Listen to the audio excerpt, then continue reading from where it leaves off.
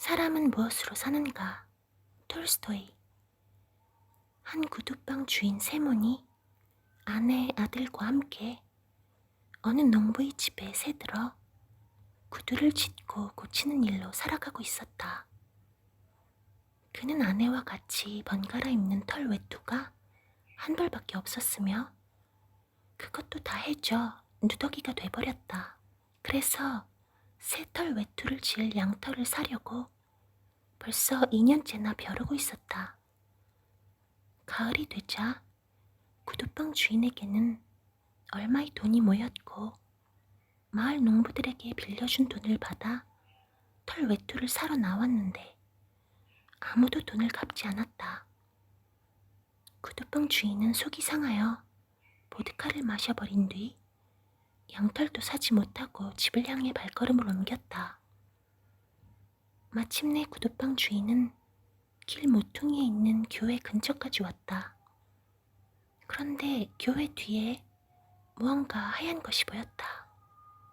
그것은 사람이었다. 그는 살았는지 죽었는지 벌거벗은 몸으로 교회의 벽에 기대앉아 꼼짝하지 않고 있었다. 구두방 주인은 무서운 생각이 들었고 괜히 다가갔다가 봉변을 당할지도 모른다는 생각에 그냥 지나쳤다. 그러나 교회 앞을 지나치자 양심의 가책을 받기 시작했다. 세모는 발걸음을 되돌려 그 사나이 곁으로 갔다. 세모는 그에게 자신의 두루마기를 벗어 입히고 한 농부에게 가죽 수선을 부탁받아 들고 온 펠트 구두를 신겼다. 사나이는 자신에 대하여 아무 말도 하지 않았다. 자신이 하느님께 벌을 받고 있다고만 말하였다. 딱히 갈 곳도 없다 하니 세모는 자신의 집으로 가서 몸을 좀 녹이자고 하였다. 세모의 아내는 남편이 양피 외투도 사오지 않고 술 냄새가 나는 데다 어디서 벌거벗은 건달을 데리고 왔다고 생각하니 부하가 치밀었다. 기분이 상하여 인상을 찡그리고 있는 아내에게 세몬이 말했다. 마드리오나, 당신 마음속엔 하느님도 없소? 마드리오나는 이 말을 듣고 다시 한번 젊은이를 쳐다보았다. 그러자 갑자기 마음이 누그러졌다. 그 젊은이가 불쌍하다는 생각이 들었고 보살펴주고 싶은 생각마저 들었다.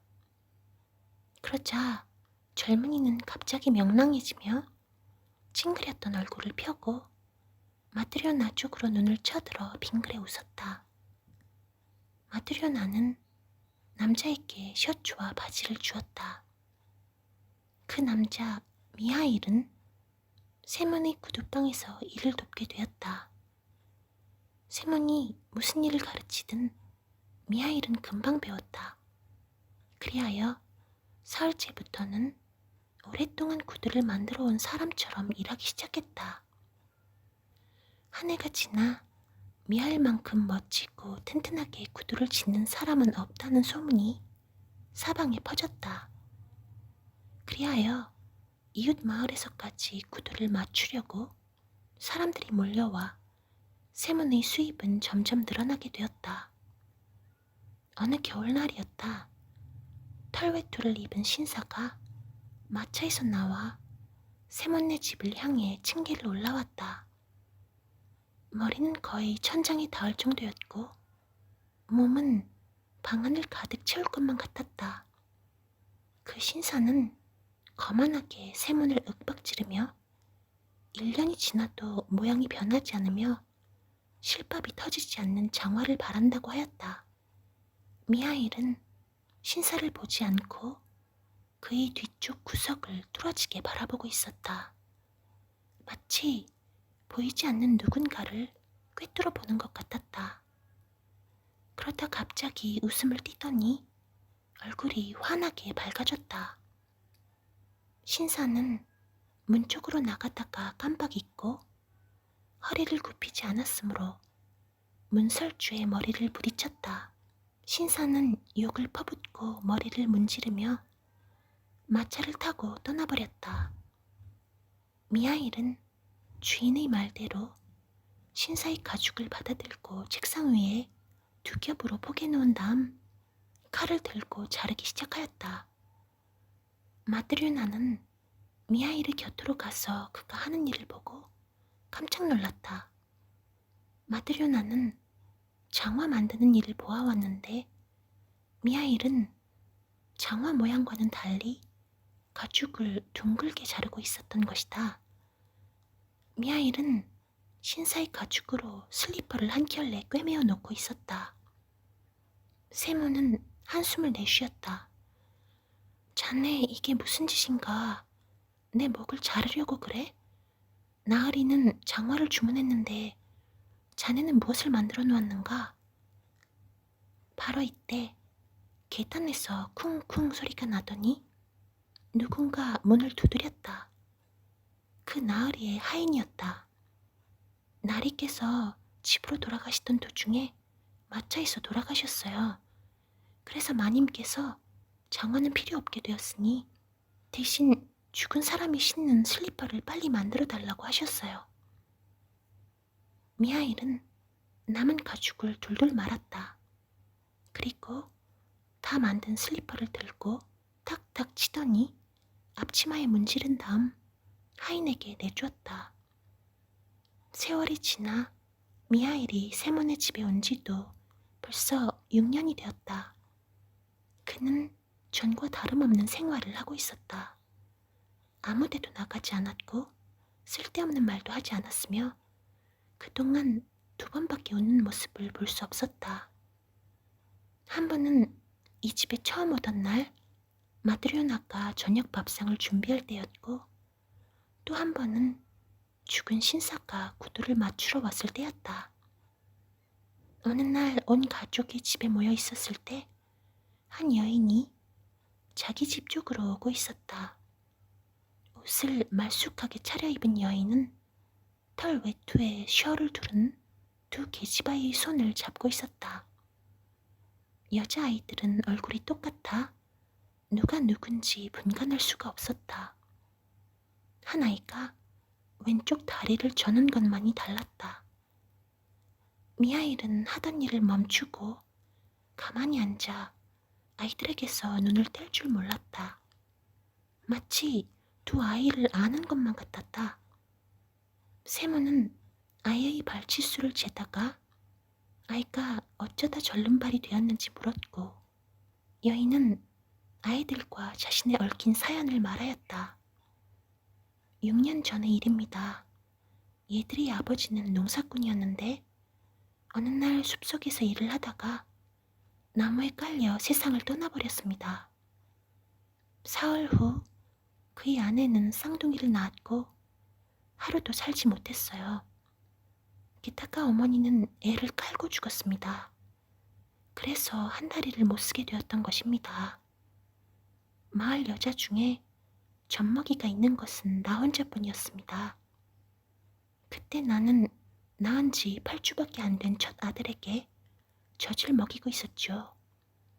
그런데 하느님의 뜻으로 두 아이는 잘 컸으나 내 아이는 2살 때 죽어버렸습니다. 이 두 아이가 없었다면 나 혼자 무슨 재미로 살아가겠어요. 그러니 이 아이들을 어찌 사랑하지 않을 수 있겠어요. 얘들은 내게 촛불과도 같아요. 여인은 한 손으로 절름발이 아이를 안고 또 한 손으로는 뺨에서 눈물을 훔치기 시작했다. 마드리오나는 한숨을 내쉬며 말했다. 부모 없이는 살아도 하느님 없이는 살아갈 수 없다는 말이 정말인 것 같군요. 이야기를 주고받는 동안 미하일은 무릎 위에 손을 얹고 앉아서 천장을 바라보며 빙그레 웃고 있었다. 주인 내외는 미하일의 몸에서 빛이 나는 것을 보았다. 세모는 일어나 미하일에게 머리를 숙이며 몸에서 빛이 나는 이유와 3번 웃은 이유에 대해 물었다. 미하일이 대답했다. 내 몸에서 빛이 나는 것은 내가 하느님의 벌을 받았다가 이제 용서받았기 때문입니다. 또 내가 3번밖에 웃지 않은 것은 하느님이 3마디 말씀을 깨달아야만 했기 때문입니다. 이제 나는 하느님의 그 3마디 말씀을 깨닫게 되었습니다. 한마디 말씀은 주인 마님께서 나를 가엾게 생각하셨을 때 깨달았습니다. 그래서 처음으로 웃었습니다. 또 한마디 말씀은 부자 나으리께서 장화를 주문했을 때 깨닫게 되었습니다. 그래서 2번째로 웃었습니다. 마지막 3번째 말씀은 방금 2 여자아이를 보았을 때 깨닫게 되었습니다. 그래서 3번째로 웃었습니다. 세몬이 다시 물었다. 그런데 미하일, 자네는 무슨 죄로 하느님의 벌을 받았으며 그 3마디 말씀은 무엇인지 말해주게. 미하일이 대답했다. 나는 하늘나라의 천사였는데 하느님의 말씀을 어겼습니다. 하루는 하느님께서 어느 여인의 영혼을 거두오라고 분부하셨습니다. 그 여인은 쌍둥이를 낳고 남편이 며칠 전에 죽고 돌봐줄 친척이 없으니 자신이 키울 수 있게 해달라고 애원하였습니다. 그래서 저는 산모의 영혼을 데려오지 못했습니다. 그러자 하느님께서 다시 가서 산모의 영혼을 가져오너라. 그러면 3가지 말의 뜻을 알게 되리라. 사람의 마음속에는 무엇이 있는가? 사람에게 안 주어진 것은 무엇인가? 사람은 무엇으로 사는가? 그리고 이 3가지를 알게 되면 다시 하늘나라로 돌아오게 되리라. 나는 다시 세상으로 내려와 산모의 영혼을 거두었습니다. 이때 산모의 시체가 침대 위에 뒹굴며 한 아이를 짓누르는 바람에 한쪽 다리를 못쓰게 만들었습니다. 나는 여자의 영혼을 데리고 하늘로 올라가려고 할 때 마침 바람이 휘몰아치면서 제 날개를 꺾어버리고 말았습니다. 그래서 그 여자의 영혼만 하느님께로 가고 저는 땅 위에 떨어져 길바닥에 누워 있었던 것입니다. 세몬과 마트리오나는 자기네와 함께 살아온 사람이 누구인지를 알자 두려움과 기쁨으로 눈물을 흘렸다. 천사는 이야기를 계속했다. 나는 홀로 벌거숭이가 된 채 들판에 버려져 있었습니다. 교회를 발견하고 몸을 피하고자 그리로 갔습니다. 내가 사람이 되어 처음으로 본 사람은 송장과 같은 얼굴이었습니다. 그 사람은 나를 보자 얼굴을 찌푸리고 더욱 무서운 얼굴이 되어 지나가 버렸습니다. 나는 낙심했습니다. 그런데 갑자기 그 사람이 되돌아오는 소리가 들렸습니다. 좀 전까지 죽음의 그림자가 드리워져 있던 그 얼굴에 갑자기 생기가 돌았습니다. 그 사람은 내 곁으로 다가와 옷을 입혀주고 집으로 데려갔습니다. 집에 도착하자 한 여자가 나와 말을 했습니다. 그 여자는 남자보다 한층 더 무서운 얼굴을 하고 있었습니다. 나는 그 입에서 나오는 죽음의 입김 때문에 숨을 쉴 수가 없었습니다. 그 여자는 나를 추운 밖으로 몰아내려고 했습니다. 그때 만약 나를 내쫓았다면 그 여자도 죽고 말았을 것입니다. 그때 갑자기 남편이 하느님에 대한 이야기를 하자 그 여자는 곧 태도가 바뀌었습니다. 그리고 그 여자는 우리에게 저녁상을 차려주며 나를 쳐다보았습니다. 그때 나는 사람의 마음속에 있는 것이 사랑이라는 것을 알았습니다. 그래서 처음으로 빙그레 웃었던 것입니다. 이 집에 온 지 1년이 지났습니다. 어느 날 한 사나이가 와서 1년 동안 닳지도 터지지도 일그러지지도 않는 장화를 만들어 달라고 했습니다. 나는 그 사람의 등 뒤에 내 친구였던 죽음의 천사가 있는 것을 발견하였습니다. 그날이 저물기 전에 부자의 영혼은 떠나리라는 것을 알았습니다. 이 사람은 1년 신어도 끄떡없을 장화를 주문하고 있지만 오늘 저녁 안으로 죽는다는 것을 모른다. 그때 나는 사람에게 안 주어진 것은 무엇인가 라는 두 번째 말씀을 깨닫고 두 번째로 빙그레 웃었습니다. 6년째가 되었습니다. 어느 여인이 쌍둥이 계집아이를 데리고 왔습니다. 나는 이 아이들이 죽지 않고 살아있다는 것을 알았습니다. 그래서 속으로 생각했습니다. 나는 부모 없이는 아이들이 자라지 못하는 줄로 알았다. 그러나 이렇게 남이 키우지 않았는가? 그리고 그 여자가 남의 자식을 가엾이 생각하고 눈물을 흘렸을 때 그 속에서 살아계신 하느님의 모습을 발견하였고 사람은 무엇으로 사는가를 깨닫게 되었습니다. 천사의 몸은 벌거숭이가 됐고 온 몸이 빛으로 둘러싸여 똑바로 바라볼 수 없었다. 그는 더 큰 소리로 말했다. 모든 사람은 자기에 대한 걱정으로 살아가는 것이 아니라 사랑으로 살아간다는 것을 알게 되었습니다. 그 어머니에게는 아이들이 살아가는데 필요한 것이 무엇인지를 알 수 있는 능력이 주어지지 않았습니다. 또 그 부자 신사는 자기에게 무엇이 필요한가를 알 수 있는 능력이 주어지지 않았습니다. 그 사람에게는 산 사람이 신을 장화인지 저녁 나절에 죽을 사람에게 필요한 슬리퍼인지 그걸 알만한 힘이 주어지지 않았던 것입니다. 내가 사람이 됐을 때 살아남게 된 것은 내 자신의 걱정에 의해서가 아니라 길을 가던 사람과 그 아내의 마음에 사랑이 있어 나를 불쌍히 생각하고 사랑해 주었기 때문입니다. 그리고 두 고아가 살아남게 된 것도 그들 자신의 걱정에 의해서가 아니라 다른 여자의 마음속에 사랑이 있어 그들을 불쌍히 생각하고 사랑해 주었기 때문입니다. 이처럼 모든 사람은 자기 자신의 걱정에 의해서가 아니라 마음속에 존재하는 사랑으로 살아가고 있는 것입니다. 하느님께서는 사람들이 떨어져 사는 것을 원하지 않았기 때문에 각자 자기에게만 필요한 것이 무엇인지를 깨우쳐 주지 않았으며 서로 모여 살아가기를 원했기 때문에 사람들에게 자기 자신과 모든 사람에게 필요한 것이 무엇인지를 가르쳐 주신 것입니다. 사랑으로 살아가는 사람은 하느님 안에 사는 사람이며 하느님은 그 사람 안에 계십니다.